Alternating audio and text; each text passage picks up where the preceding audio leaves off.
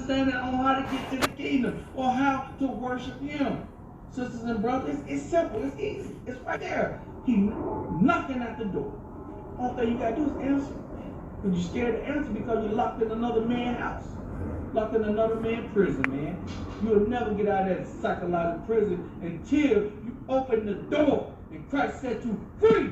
Woo! Read on. Chapter 9 and verse 13. Bring it up.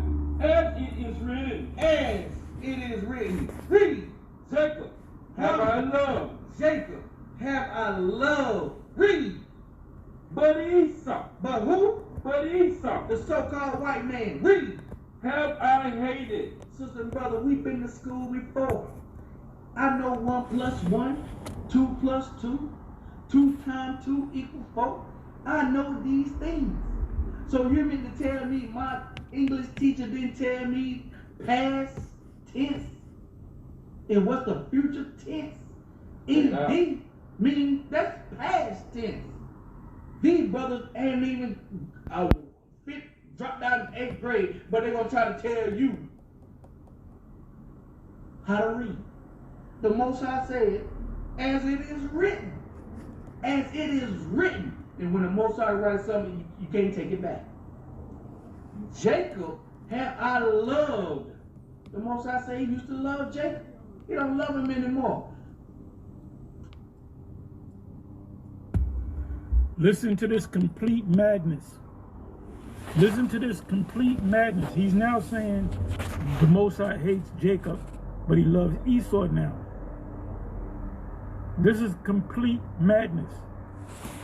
Listen up. And my thing is this. What about the prophecy of Israel possessing the kingdom forever? This is the book of Daniel, chapter 7, verse 18. But in the end, the holy people of the Most High will be given the kingdom, and they will rule forever and ever.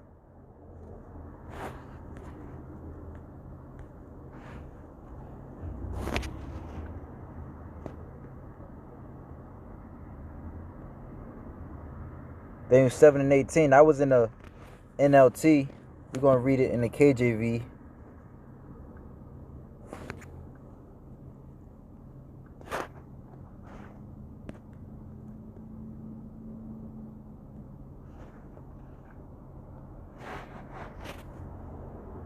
But the saints of the Most High shall take the kingdom. When we read above, it says these great beasts, which are 4, represents the 4 major kingdoms that rule the earth. The last being America, also being the second leg of the Roman Empire. All right. This represents Esau, or this is the empire that Esau, Edom, would rule. The scriptures tell us that Esau is the end of the world and Jacob is the beginning of it that followeth. So now, these great beasts which are 4, all right, you had the Babylonians, you had the Medo-Persians, the Greeks, the Romans.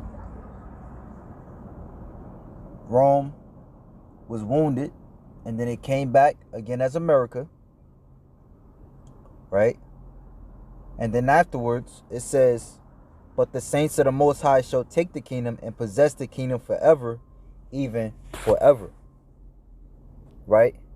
So if the Most High no longer loved Israel, why would he allow them to possess the world forever and ever? On top of that, the famous scripture, as we all know, Malachi chapter 3, verse 6. For I am the Lord, I change not. So when the Lord said right here, Malachi chapter 1, verse 4, whereas Edom saith, we are impoverished, but we will return and build the desolate places. Thus saith the Lord of hosts, they shall build, but I will throw down, and they shall call them the border of wickedness, and the people against whom Yahweh have indignation forever. Malachi chapter 3 verse 6. Very basic scriptures. However, if the Lord is not dealing with you, as it is also written, Yahweh Shai said, he that have will I give more to. Well, we'll grab it. And before I continue, I must give all praises, honor, and glory to Yahweh, Ba'ashem Yahweh Shai, Ba'ashem Akakwadash. Yahweh is who the world ignorantly calls God. Yahweh Shai is his son, who the world ignorantly calls Jesus Christ. And there's no God beside them. I want to give double honors to the elder apostles and the elder bishops of Great Millstone for being faithful witnesses to the Holy Spirit, and salutations to the elect whom the Most High have given ears to hear. So it says, for I am Yahweh, I change not.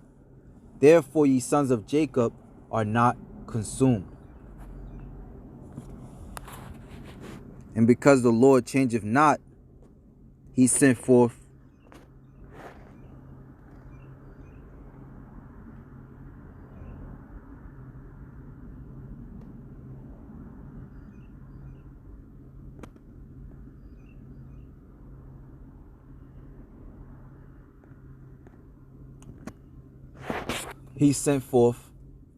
Yahweh Shai, right? Which Yahweh Shai sent for his disciples, and which his disciples in the end thereof would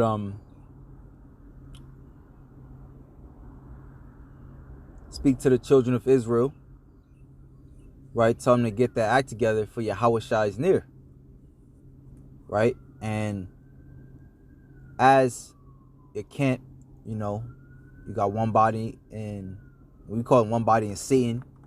You got the IUIC, you got the ISUPK. It's seeming like, they don't understand that.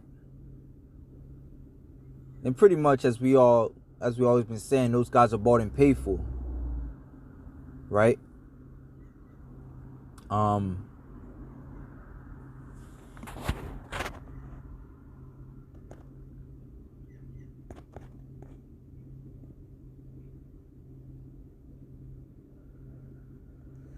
Let me grab this. This is Isaiah 62 verse 6. I have set watchmen upon thy walls, O Jerusalem. If you're a camp calling yourself an Israelite, what are you doing out there if you're not watching? If you're not watching for Israel, right? If you're not speaking on prophecies, if you're not ushering in Yahweh Shai, what are you doing?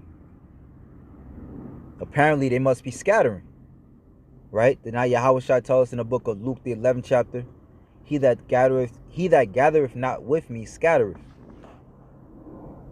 It says, I have set watchmen upon thy walls, O Jerusalem, which shall never hold their peace, day nor night.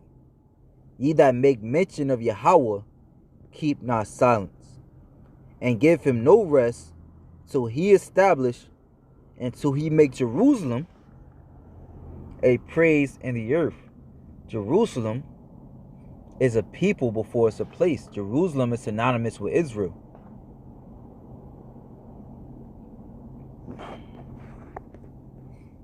This is the book of Baruch, chapter 4.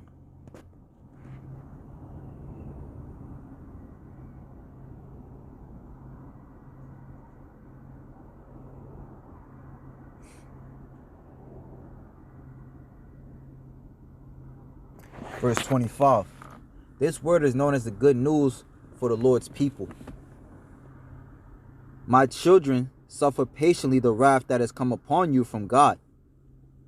For thine enemy hath persecuted you, but surely thou shalt see his destruction, and shalt tread upon his neck. Who is our enemy? Well, when we go to Revelation 13 verse 9, one of the last book in the Bible, it said, he that leadeth into captivity shall go into captivity. He that killeth with the sword must be killed with the sword. That's Revelation chapter 13 verse 9. When you couple that with the prophecy in the book of Isaiah,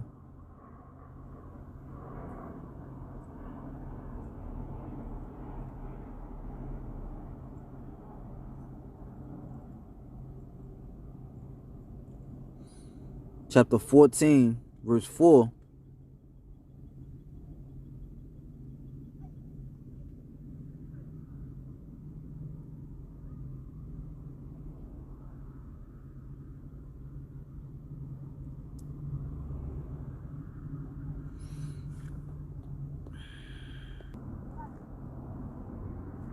Let's start at verse 3. And it shall come to pass in that day that Yahweh shall give thee rest from thy sorrow, and from thy fear, and from the hard bondage wherein thou was made to serve, that thou shalt take up this proverb against the king of Babylon, and say, how have the oppressor ceased, the golden city ceased? Yahweh have broken the staff of the wicked and the scepter of rulers. All right, now we're talking about the kingdom of the king of Babylon, or the staff of the wicked, the rulership of the wicked, right? And we understand through the book of Malachi chapter 1 verse 4, whereas Edom saith, we are impoverished, but we will return and build the desolate places. Thus saith the Lord of hosts, they shall build, but I will throw down, and they shall call them the border of wickedness. Then well, I'll skip that part. All right, but we already know, verses 2 and 3. Jacob have I loved, and I have hated Esau, and I have laid his mountains and his heritage waste. The Lord is essentially going to do that again, when he breaks down America. This is his heritage. This is his mountain. This is his resting place. This is his scepter. Okay? This is prophecy. I just gave various precepts on that. This is going to be a quick hit. But the Most High is going to take this man out. World War III is already in the books. All right? World War III is already in the books. Here it is, you fighting for this man to continue, but World War III is already in the books. All right? Read the letter, who is this? Albert Pike wrote to, let me see some.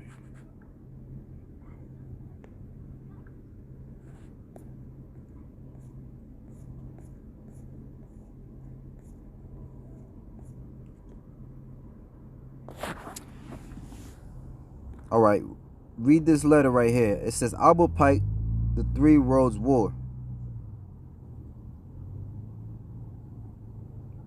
Right? He wrote of all the three worlds, the three wars, which, mind you, all these wars nonetheless were fought under one group of people. This group of people will be known in Revelation the 6th chapter. They will be known as the Red Horse, or you will have a power known as the Red Horse who will take peace from the earth. Right? And who do you have on the TV now? Well, first and foremost, who do you have ruling the earth today? Who do you have on the TV telling you to take this jab? All right? Or else you will lose your job. All right? Who do you have killing you so-called black people in the streets? Right? Who do you have manufacturing these, these vaccinations? All right, manufacturing death. Right now, there's a letter from a guy by the name of Albert Pike. Right, and he wrote a letter to a guy by the name of Mazzini.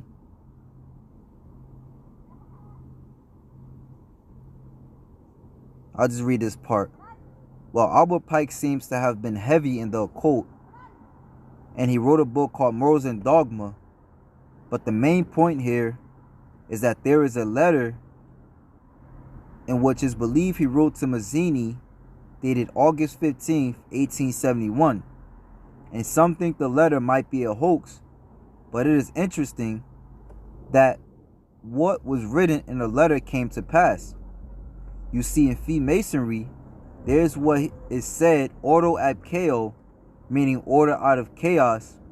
They cause chaos upon the earth to create order. So what this letter all about? The three world planned wars which were to happen before the desired new order to happen, one left. All right. Who did this happen under? What color of people, what nation of people, all right, did this happen under? If all people are written in the scriptures, you should at least know that. I mean, you call yourself a teacher of the Bible, right? Who is the Caucasian man today? All right, but let me read this. All right, because this is what we're telling our people, that the Lord is going to come back to save us out of the hand of our enemies.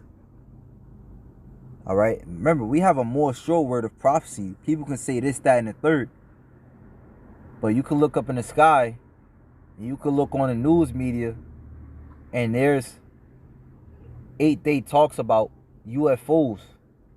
You know, one who was someone from the congressman literally said that these must be angels. Okay, you got the RFID chip happening. So you're gonna believe the words of men or the words of the scriptures, right? Now, yes, the words of the scriptures or the understanding of the scripture comes by men. Nevertheless, as you look up who's speaking against the scriptures and who's speaking for the scriptures, who's giving you understanding on the signs of the times, and who's giving you confusion. My children, suffer patiently the wrath that is come upon you from God, for thy enemy hath persecuted thee, but shortly thou shalt see his destruction, and shalt tread upon his neck. My delicate ones have gone rough ways, and were taken away as a flock caught of her enemies, of the enemy. Be of good cheer, O my children, and cry unto God, for ye shall be remembered of him that brought these things upon you. For as it was your mind to go astray from God, so being returned, seek him 10 times more. For he that brought these plagues upon you shall bring you everlasting joy with your salvation. All right? Take a good heart, O Jerusalem, for he that gave thee that name will comfort thee. Miserable are they that afflicted thee, and rejoice at thy fall. Who's trying to put a C-hip in you, right? Who's trying to make you a perpetual slave? Miserable are the cities which thy children served. Miserable is she that received thy sons. For as she rejoiced at thy ruin, and was glad of thy fall, so shall she be grieved of her own desolation. This place is going to be destroyed. No matter how many false prophets come out and say otherwise, again, the missiles are being created. You know, you got hypersonic missiles being created. For fire shall come upon her from the everlasting. Let me from verse 34. For I will take away the rejoicing of her great multitude, and her pride shall be turned in the morning. For fire shall come upon her from the everlasting, long to endure, and she shall be inhabited of devils for a great time. This is talking about America, Babylon the Great. Isaiah 34 speaks of that. Revelation 18 speaks of that. O Jerusalem, look about thee towards the east, and behold the joy that cometh unto thee from God. Because according to Isaiah 31:5, this is how the Lord is coming. He's coming from the east after he comes and busts Esau's ass to gather his elect. Right? It says, as birds flying, so will the Lord come and defend Jerusalem. Right? Couple that with let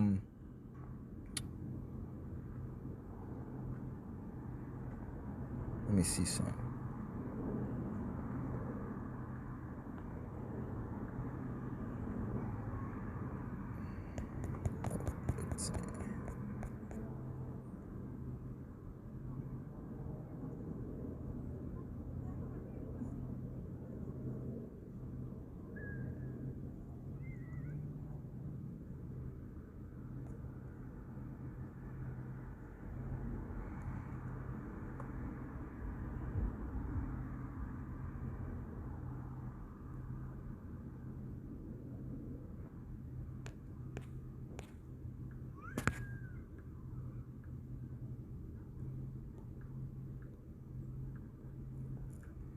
It says, O Jerusalem, look about thee towards the east. That's where the Lord is coming from. And behold the joy that cometh unto thee from God. Lo, thy sons, whom thou sentest away, they come gathered together from the east to the west by the word of the Holy One, rejoicing in the glory of God. All right? So the elect is going to wake up and we're going to get out of here. No matter what the fuck these niggas talking about, man. You know? And, may Yahweh Hashem Yahushai destroy these niggas, man. You know, they here for a reason. As even Yahushua said, in the last days there shall be many saying, I am the anointed. All right? But even the Lord also told us what? In Ezekiel 14, if a prophet be deceived, I, the Lord, have deceived that prophet, that I may put him to pretty much. Let me grab it. Then we're going to jump to this Hebrews 6. Then we're going to get Titus, and then we going. All right? So this is Ezekiel 14 verse 9. And if a prophet be deceived into giving a message, it is because I, Yahweh, have deceived that prophet. I will lift my fist against such prophets and cut them off from the community of Israel. False prophets and those who seek their guidance will all be punished for their sins. In this way, the people of Israel will learn not to stray from me, polluting themselves with sin. They will be my people, and I will be their God. I, the sovereign Lord, have spoken. All right, and this is all in the NLT. So now let's jump over to Hebrews 6. Well, as it says,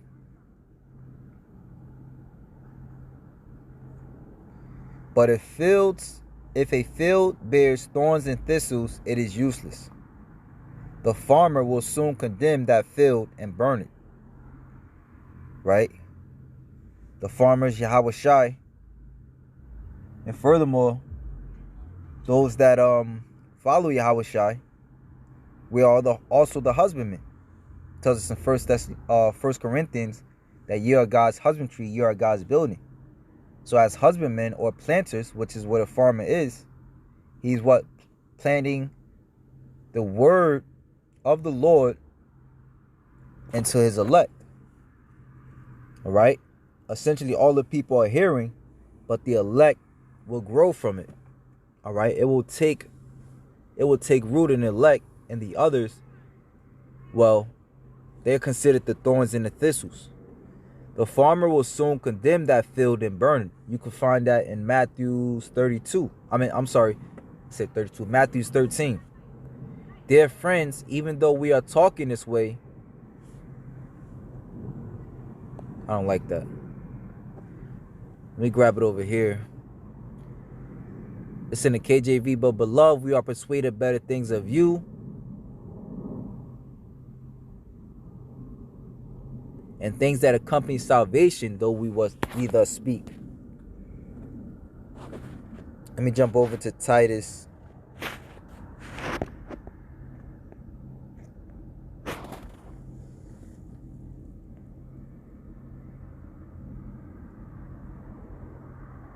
Titus 1 verse 10. For there are many rebellious people who engage in useless talk and deceive others.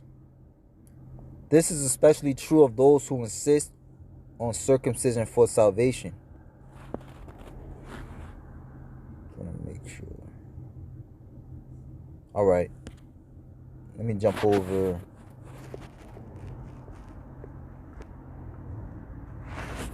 So the translations are good at times, but you know, you always got to cross-reference it with the KJV to make sure it's of the proper translation. So let me start at the top again from verse 9. Holding fast the faithful words as he have been taught, that he may be able by sound doctrine both to exhort and to convince the gainsayer. For there are many unruly and vain talkers and deceivers, especially they of the circumcision, so they who know that they're Israelites, whose mouths must be stopped, who subvert whole houses, teaching things which they ought not, for filthy lucre's sakes. Now, when you go on, I was watching the elder brother out there in Baltimore, And, somebody made a good point of how, they sold out when they was teaching Yahushua. Now they teaching Christ. Because their name at one point was One Body in Yahushua. Now it's One Body Israelites, and they're speaking on Christ. It says, one of themselves, even a prophet of their own, said, the Cretans are always liars, evil beasts, slow bellies. This witness is true, wherefore rebuke them sharply, that they may be sound in the faith, not giving heed to Jewish fables and commandments of men that turn from the truth. Unto the pure are all things pure, but unto them that are defiled and unbelieving is nothing pure, but even their mind and conscience is defiled. And Yahushua, pretty much Yahushua is over that, because they're none of his. And I was looking up that word defiled, and it says polluted, sullied, contaminated. Right? So these guys are contaminated. That's why the scriptures say, mark them which teach offenses contrary to the doctrine which ye have learned, and avoid them. Right? Their hands are dirty. Their hands are bloody. They're going to get your garments dirty. Right? And let me finish. Let me grab this. Because you're going to see a lot of deceiving now, because the Lord is getting rid of the unwanted. Pretty much. So as this is a good chapter, I want to read the verse 12. For whosoever have, to him shall be given, and he shall have more abundance. But whosoever have not, from him shall be taken away, even that he have. Therefore speak I to them in parables, because they seeing see not, and hearing they hear not, neither do they understanding. And in them is fulfilled the prophecy of Esaias, or Isaiah, which saith, by hearing ye shall hear, and shall not understand, and seeing ye shall see, and shall not perceive. For this people's heart is waxed gross, and their ears are dull of hearing, and their eyes they have closed, lest at any time they should see with their eyes, and hear with their ears, and should understand with their heart, and should be converted, and I should heal them. But blessed are your eyes, for they see, and your ears, for they hear. And call hello to Yahweh Hashem Yahushua for this controversy. Makes brothers do lessons on the milk. Who is Esau Edom? Who is the wicked? Right? Milk topics like that, because there's new brothers coming in. And as brothers in Great Millstone, I remember the elder brother, the elder bishop Ayathun was saying, I want to say the brothers out there in Colorado, they woke up off of, the controversy of the name of the Lord. When the apostles doing various lessons on the name of the Lord, that's how them brothers woke up. So it's a blessing in disguise, in a sense, as far as, the new fruit, is getting edified. Hey, so with that, shalom to the elect.